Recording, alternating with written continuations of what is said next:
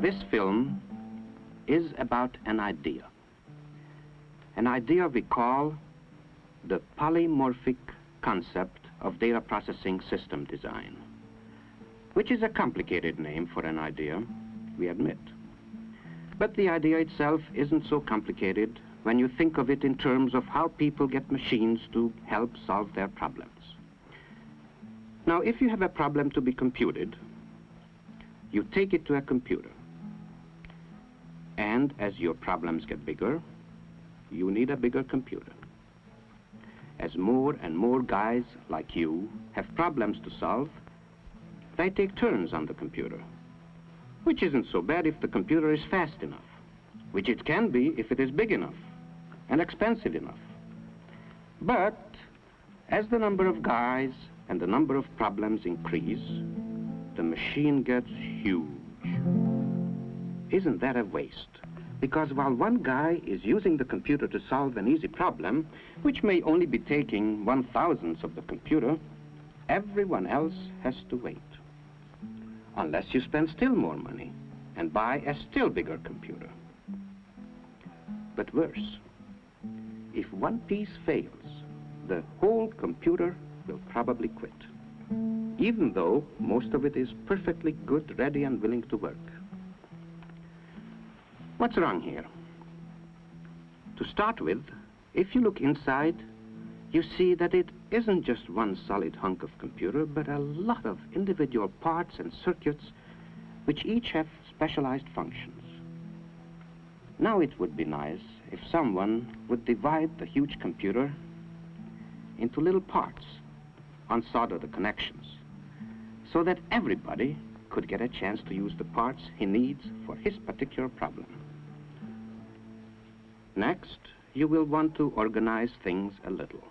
Not in the usual way, where the brainy computer part not only supervises everything, but also insists on doing a large share of the detailed work. What you want is more delegation, a more easygoing, cooperative relationship between all the parts so that they can associate freely and directly with one another and in various ways. Isn't this a lot of fun? Actually, of course, the electronic boxes don't move.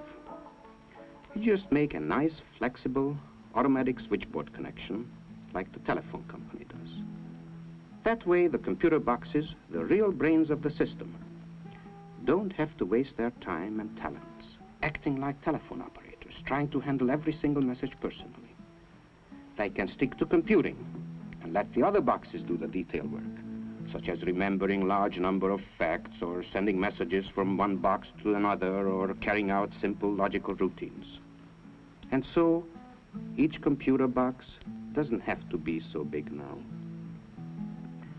This is distributed control, distributed memory, distributed arithmetics, distributed everything.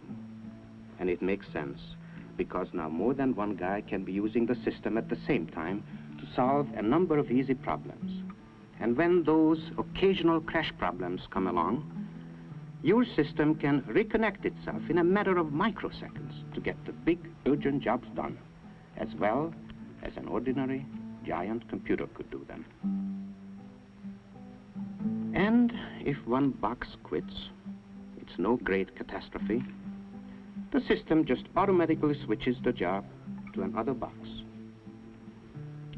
If you find yourself getting the busy signal too often, you buy more of exactly the kind of boxes you need. That's like adding on new subscribers as they move in. Or you can add more displays so that more people can see what goes on.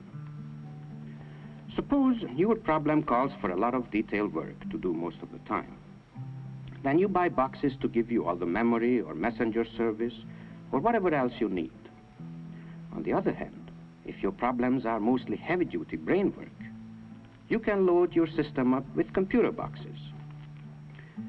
When you really need it, and can prove you need it, you can put together a big system, or even a really, really big one, without over-investing early, or throwing anything away, or starting from scratch again.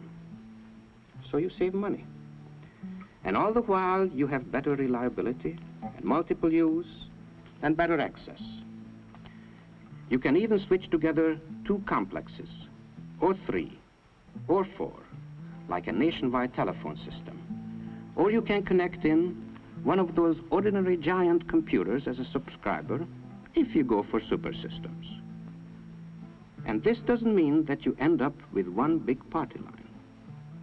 You can keep some of the lines private by opening a few switches permanently, so that certain information won't be available to nosy subscribers.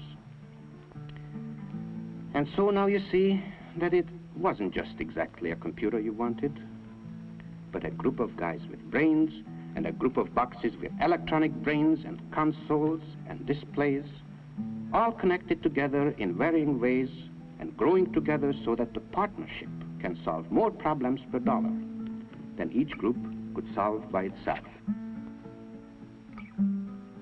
And this is all there is to the data processing concept known as polymorphic, many-shaped, or multiple mode, or the matrix concept, or maybe just the common sense switchboard idea in data processing systems.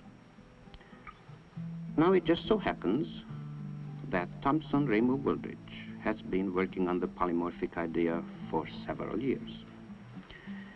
And, in case you hadn't already guessed, we have built the first actual polymorphic system. If you're interested, let us know.